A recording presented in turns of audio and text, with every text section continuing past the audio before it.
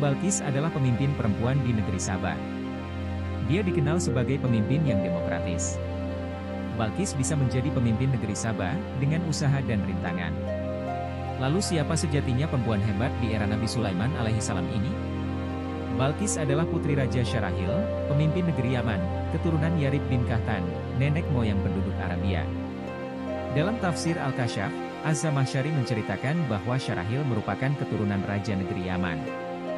Ia putra terakhir dari 40 bersaudara sekaligus pewaris tahta kerajaan ayahnya. Kerajaan Saba ini terletak di Arab bagian selatan yaitu negara Yaman, dan ada pula pendapat lain bahwa kerajaan ini berada di Ethiopia.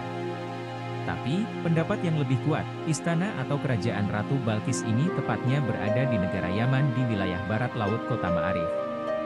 Dinamakan kerajaan Saba karena nama Saba diambil dari nama raja pertama yakni Saba bin Yasjib bin Yarib bin Kahtan. Dikisahkan oleh Imam Zainuddin Abdur Rauf Al-Munawi dalam Faidil Al-Qadir yakni, sebelum Ratu Balkis dilahirkan, ayah dari Ratu Balkis yang ketika menjadi raja di kerajaan Saba mempunyai hobi yang unik. Dia sangat senang dengan aktivitas berburunya. Namun, tujuannya bukan berburu, melainkan hanya untuk kesenangan atau hiburan semata. Pada suatu hari, ketika sang raja tengah berburu dan berada di tengah hutan, ia merasakan sangat haus dan ia pun melihat ada sebuah tenda dari kejauhan. Kemudian sang raja mendatanginya dan hendak untuk meminta air minum kepada si pemilik tenda tersebut. Dan akhirnya keluarlah seorang kakek-kakek, lalu raja pun minta disediakan minuman. Tapi, sang kakek justru malah menyuruh anaknya dari dalam tenda untuk menuangkan segelas air. Setelah itu, keluarlah seorang wanita yang ternyata sangat cantik bagaikan matahari, di mana raja pun takjub dengan wajah cantik wanita ini. Pada waktu itulah sang raja sangat tertarik dan berniat untuk meminangnya sebagai seorang pendamping atau istri. Maka, raja tersebut langsung menyampaikan maksud hatinya tersebut kepada kakek ini yang tak lain adalah ayah dari wanita itu. Ayah dari gadis itu pun berterus terang kepada sang raja, bahwasanya mereka berasal dari bangsa jin. Namun, sang raja tidak peduli. Akhirnya, keduanya pun menikah akan tetapi dengan sebuah syarat yang sudah ditentukan. Syarat itu yakni, sang raja tidak boleh menanyakan sesuatu yang dilakukan istrinya.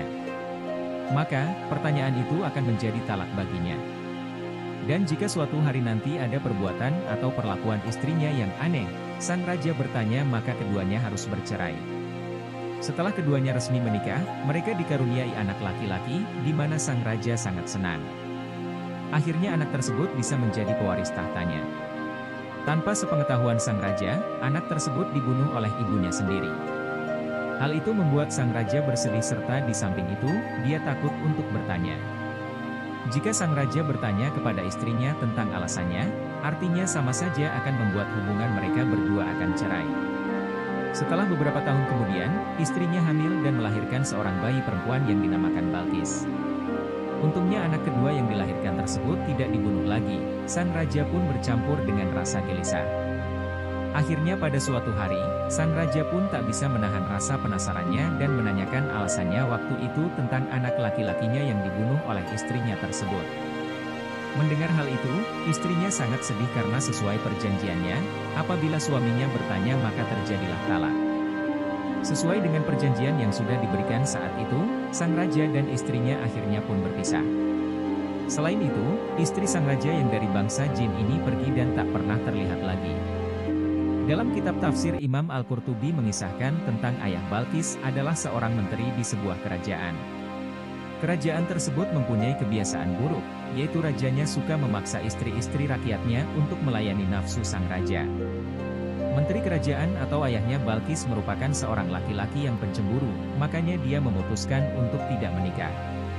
Pada suatu hari ketika si menteri dalam sebuah perjalanan, dia bertemu seorang laki-laki asing yang tak dikenal, lalu ia bertanya kepadanya, "Wahai tuanku, apakah engkau mempunyai istri?" Kemudian si menteri menjawab, "Aku tidak akan menikah selamanya karena raja di negeri kami suka memaksa istri rakyatnya untuk melayani nafsunya." Lalu pria asing menjawab, "Jika engkau mau menikahi putriku, maka selamanya rajamu tidak akan bisa memaksanya. Sesungguhnya kami adalah bangsa jin, di mana raja kamu tidak akan mampu memaksa kami." Akhirnya sang menteri pun mau menikah dengan putri dari pria asing tersebut, yang bernama Balkis. Adapun itu, cerita berasal dari buku tafsir Ibnu Adil, yakni sebagai berikut. Mengisahkan tentang asal-usul Ratu Balqis adalah seorang raja Yaman yang berasal dari keturunan agung yaitu Yaruf bin Kahtan. Pada saat itu dia berkata, tidak ada satupun yang sepadan denganku. Karena kesombongannya itu, raja tidak mau menikah dengan putri raja-raja yang ada di luar. Akhirnya, sang raja ini dinikahkan dengan seorang yang berasal dari golongan bangsa jin dan dikaruniai seorang anak bernama Balqis. Riwayat lain mengatakan, bahwasannya Balqis adalah manusia setengah jin, yakni ketika Balqis memasuki istana Nabi Sulaiman alaihissalam. Beberapa versi kisah atau cerita lainnya mengenai asal-usul Ratu Balqis adalah tercantum dalam kitab-kitab para sejarawan hingga ulama. Seorang ulama asal Irak menyampaikan dalam kitab tafsirnya yang berjudul Ruhul Ma'ani.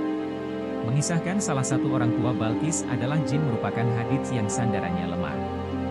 Dan cerita seputar bangsa jin hanyalah legenda yang tidak ada dalam Al-Quran atau hadis yang syahih. Asy-Syankiti dalam Adwaul Bayan menyimpulkan secara lahiriah, hadits tentang orang tua Balqis dianggap jin adalah hadits yang gaib. Begitu pula Atsar, yang mengisahkan sejarah mereka berdua yakni, tidak memiliki dasar yang bisa dipercaya. Bahkan Al-Mawardi menentang tentang pernikahan manusia dengan jin, serta menilai sebagai sesuatu yang tidak rasional. Karena, mereka berasal dari jenis yang berbeda sehingga memiliki tabiat yang berbeda pula. Manusia adalah jasmani sedangkan jin adalah rohani. Manusia berasal dari tanah seperti yang ada dalam Al-Quran Surat Ar-Rahman ayat ke-14. Sedangkan jin tercipta dari nyala api, yang ada pada Al-Quran Surat Ar-Rahman ayat ke-15. Lalu, Balqis ini seorang manusia seutuhnya, manusia setengah jin, atau bukan keduanya? Kita semua tidak ada yang mengetahuinya, kecuali Allah yang Maha Esa yang dapat mengetahui segalanya. Kisah Nabi Sulaiman dan keislaman Ratu Balqis. Pada suatu waktu, Nabi Sulaiman mendengar kabar dari burung hudhud tentang kerajaan besar dan megah di negeri Saba. Namun sangat disayangkan, ratu dan rakyat di kerajaan itu menyembah matahari. Untuk membuktikan kebenaran kabar dari burung hudhud tersebut, Nabi Sulaiman mengirim surat kepada sang ratu yang diketahui bernama Ratu Balqis. Di dalam suratnya, Nabi Sulaiman mengajak Ratu Balqis dan rakyatnya untuk mulai menyembah Allah Subhanahu wa Ta'ala. Ratu Balqis yang menemukan langsung surat itu memberitahukan isi pesannya kepada para pembesar kerajaan.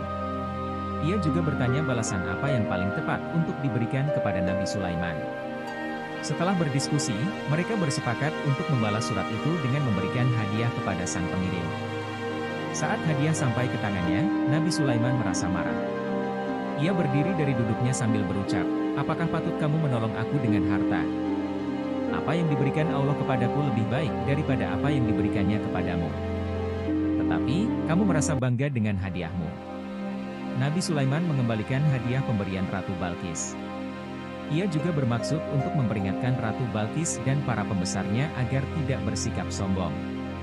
Selanjutnya, Nabi Sulaiman bertanya kepada para bala tentaranya, siapa di antara mereka yang bisa membawa singgasana Ratu Balqis sebelum sang ratu datang kepada Nabi Sulaiman. Para jin berkata, kami akan datangkan kepadamu singgasana itu sebelum engkau berdiri dari tempat dudukmu. Lalu, seseorang ahli kitab Taurat dan Zabur berkata, aku akan membawa singgasana itu sebelum matamu berkedip. Ucapan para bala tentaranya terbukti. Ketika singgasana Ratu Balqis sudah ada dengan megah, Nabi Sulaiman berkata, ini termasuk karunia Tuhanku untuk tidak mengingkari nikmatnya. Barang siapa bersyukur, maka sesungguhnya dia bersyukur untuk kebaikan dirinya sendiri, dan barang siapa ingkar, maka sesungguhnya Tuhanku Maha Kaya, Maha Mulia. Undangan kepada Ratu Balqis pun dikirim. Ketika Ratu Balqis datang, Nabi Sulaiman bertanya, seperti inikah istanamu? Dengan sedikit terkejut, Ratu Balqis menjawab, sepertinya, iya. Mendengar jawaban takjub Ratu Balqis, Nabi Sulaiman segera membawanya berkeliling. Lantai istana terbuat dari kaca yang di bawahnya terdapat kolam. Melihat pemandangan itu, Ratu Balqis hendak menyingkap sedikit pakaian yang menutupi betisnya karena ia mencegah air mengenai pakaian itu. Namun, Nabi Sulaiman terlebih dahulu berkata, sesungguhnya ini hanyalah lantai istana yang dilapisi kaca. Penjelasan Nabi Sulaiman membuat Ratu Balqis malu, lalu dengan sungguh-sungguh ia berkata, ya Tuhanku, sungguh aku telah berbuat zalim terhadap diriku, aku berserah diri bersama Sulaiman kepada Allah, Tuhan seluruh alam. Tepat setelah kejadian tersebut, Ratu Balkis memeluk agama Islam. Terima kasih untuk Anda yang setia menonton video saya, kita berjumpa kembali pada video menarik selanjutnya.